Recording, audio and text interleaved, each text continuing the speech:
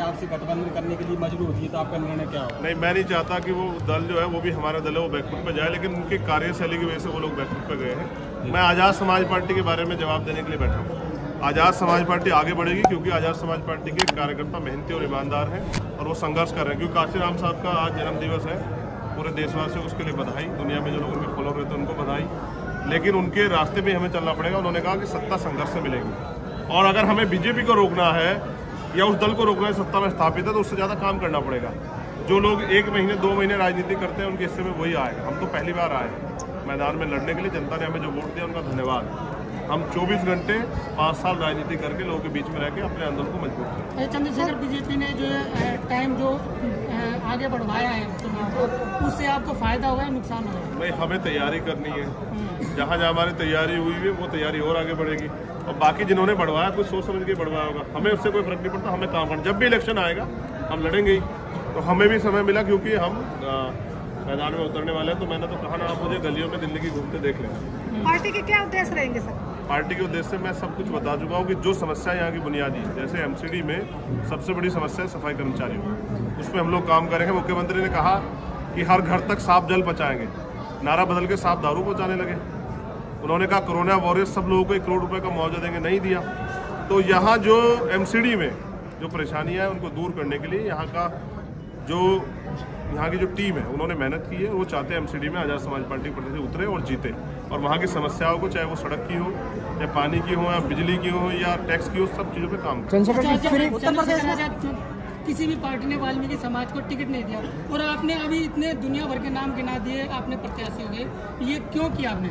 देखिए, मैं समझता हूँ कि जिसकी इतनी संख्या बारी उसकी इतनी हिस्सेदारी। जिनका यहाँ मुख्यमंत्री होना चाहिए था, अगर उनका पार्षद बन रहा तो इस बात को नाराज नहीं होना चाहिए, खुश होना चाहिए कि जिनकी भागीदारी, जिनके वोट ज़्यादा उनको ज़्यादा टिकट दिए गए हैं। और मेरा प्रयास रहेगा कि बहुजन समाज के जितने भी लोग जातियाँ हैं उन सबको टिकट मिले, क्योंकि जिनकी संख्या भी कम है उनको भी हमें आगे बढ़ाना है, उनका भी हाथ पकड़ना है। यही सामाजिक न्याय है। हमारा प्रयास रहेगा कि आने वाले कल में यहाँ मुख्यमंत्री भी शोषित वर्ग का बने, इसलिए हम अपनी जड़ें मजबूत करें। उत्तर प्रदेश में क्या कमी रही जो बहुजन वहाँ इकट्ठा नहीं हो पाया, फिर दोबारा बीजेपी की पूर्ण बहुमत से सरकार बनी? हर व्यक्ति मुख्यमंत्री बनना चाहता है, इसलिए नहीं हो पाया। सबको मुख्यमंत्री बनना है, किसी को मिशन का काम नहीं करना है। 5 साल जो लोग घर में पड़े रहे वो सिर्फ चुनाव लड़ने के लिए आए, टिकट बांटे और चुनाव लड़े। हम 5 साल सड़क पे लड़े और अब भी लड़ेंगे। और जब कहीं अन्याय अत्याचार होगा आप देखना कोई दल के लोग खड़े होंगे। बीमार में आज़ाद समाज पार्टी जो लोग मिशन के नाम पे लोगों को गुमराह कर रहे हैं, उनके बारे में आप क्या कहना चाहोगे? नहीं, जनता खुद समझदार है, धीरे धीरे समझ रही है कि किसी को एजेंट कहने से एजेंट नहीं होता, काम करने से एजेंट होता है। जो जिसने किया जनता उसको देख रही है। शेखर साहब, केंद्र सरकार ने एमसीडी चुनाव इस वजह से टाले हैं। उनका कहना है कि तीनों एक किया जाएगा। इसमें आप क्या कहना चाहिए? क्या इसमें नीचे जो कर्मचारी सफाई में हैं और जो उनको सैलरी नहीं मिल रही है उससे फायदा होगा? क्या इस राजनीति में उनको फायदा मिलने वाला है? देखिए, उन दलों की जिनकी बात आप कर रहे हैं वो सिर्फ हमारे पैर धोते हैं, क्योंकि उनको हमारी वोट चाहिए। उनको कभी उनके एजेंडे में हमारी समस्या रही नहीं। तो हमें अपनी समस्याओं की जानकारी खुद, और अब हमने अपनी लड़ाई को अपने कंधों पर उठाने का फैसला लिया है जीते जी। तो इसलिए चुनाव जब भी होंगे हमारे प्रत्याशी मजबूत से लड़ेंगे और हमें उनको जीतने के लिए जो भी मदद हमारे तरफ से होगी उसके लिए हम लोग सड़कों पर रहेंगे, आंदोलन करेंगे, गली गली जाकर लोगों को अपील करेंगे। सफाई कर्मचारियों का कितना समर्थन आपकी पार्टी को मिल रहा है? ये समय बताएगा, अभी तो हम लोग काम करें। सर, दिल्ली में जो फ्री उन्होंने तो सबको बनाया, अब मैं उनसे अपील करूंगा खुद को ही बना लो। कब तक दूसरों के हाथ फैलाते रहोगे? कब तक दूसरों के हाथ फैला के उनसे उम्मीद करते रहोगे? कब तक ठगे जाते रहोगे? कभी तो अपनी लड़ाई को समझो, कभी तो अपनी लड़ाई को आगे बढ़ाओ, अपने पैरों पे खड़े होने का प्रयास करो। जिनके भरोसे उन्होंने ठगाया, अब ठगे ना जाए, इसलिए कह रहा हूँ तैयार हो जाए। सर, दिल्ली में लगातार जो फ्री स्कीम चल रही है, अरविंद केजरीवाल फ्री बस सेवा, फ्री राशन सब कुछ चला रहा है, तो आज़ाद समाज पार्टी क्या स्कीम लेकर आने वाली जनता? हम अपने लोगों को पैरों पे खड़ा होना सिखाएंगे। हाँ। ये जो सरकार फ्री में दे ना, हमने बताया कि रोटी, कपड़ा, मकान, शिक्षा, चिकित्सा, रोजगार, सुरक्षा, ये तो कॉन्स्टिट्यूशन देता है। सरकार क्या दे रही है? पैसा तो हमारा ही ले रही है ना, टैक्स तो दिल्ली के लोग ही दे रहे हैं ना, उसी पैसे तो सब कुछ होगा। लेकिन लोगों के दिमाग में तो बुखार चढ़ा हुआ है ना, उसको उतारना पड़ेगा ना सर। एक धर्म का बुखार, एक फ्री का बुखार। और फिर ये सरकार, फिर अब मैं कहना नहीं चाहता, लेकिन सच ये है कि दिल्ली में सिर्फ शेड्यूल कास्ट बहुजन समाज के लोगों को लूटा गया है, अपना उनका निशान दिखा के। अब वो लूटेंगे नहीं, अब वो अपने पैरों पर खड़े होने का प्रयास कर रहे हैं। सर, ईवीएम पर तमाम पार्टियों ने मतलब आरोप लगाए, आगे क्या होने वाला है? इसलिए मैंने आरोप नहीं लगाया, क्योंकि मैं तो बहुत दिन पहले कह चुका कि ईवीएम से वोटों की चोरी हो रही है। लेकिन चुनावी दल जो है ना, मैं इसलिए चुप था कि आंदोलन करेंगे चंद्रशेखर और आनंद लेंगे ये विपक्षी दल। जब चुनाव होता है तो ये चुनाव लड़ने आते हैं, 5 साल कहाँ रहते हैं। अगर ये अब ईवीएम पे रो रहे हैं तो ईवीएम पे बड़ा आंदोलन कौन तय कर रहा है? किसी राष्ट्रीय दल ने कहा है कि हम आंदोलन करेंगे?